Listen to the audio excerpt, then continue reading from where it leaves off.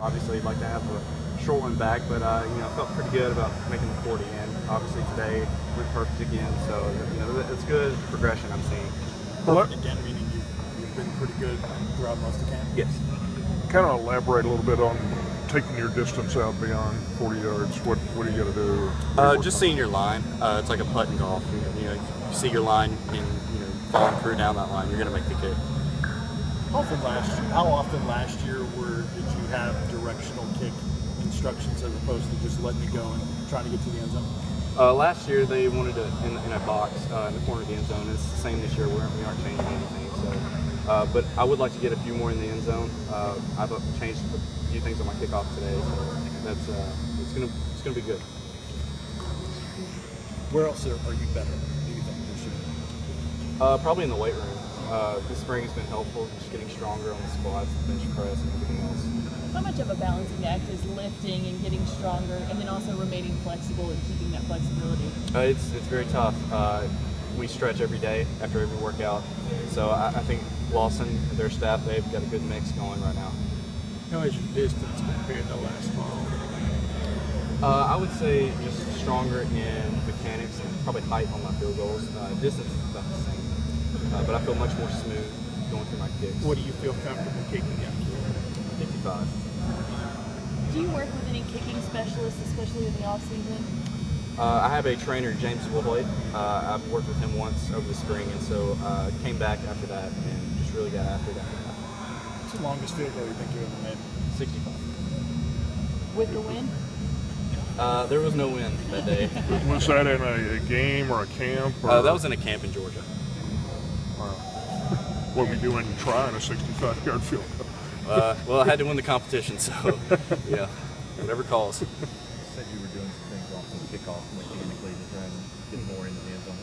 What specifically are you doing there? Longer approach, to get more of my body into it, more speed to the ball, and get into the perfect kicks, 5 or 10 yards. And with Matt Darr moving on and that there being now competition at punter, did you lobby at all to get back in the punting competition and try for that? The coach has never told me anything, so I just focused on field goals and kickoffs. I know it's a different position, but seeing Darr and some of the opportunities that he might have down the road, is that motivating for you? Oh, sure. Anytime we can get a ball in the NFL, it's a great thing, no matter what the position is. But yeah, I wish the best of luck to him. He deserves it. When you look back, you've had time to reflect on last year. What surprised you, if anything, about what you were asked to do, what you did, numbers, production, any of that?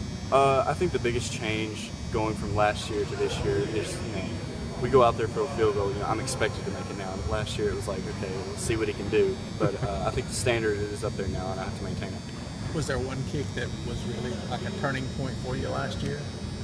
I would say probably Georgia.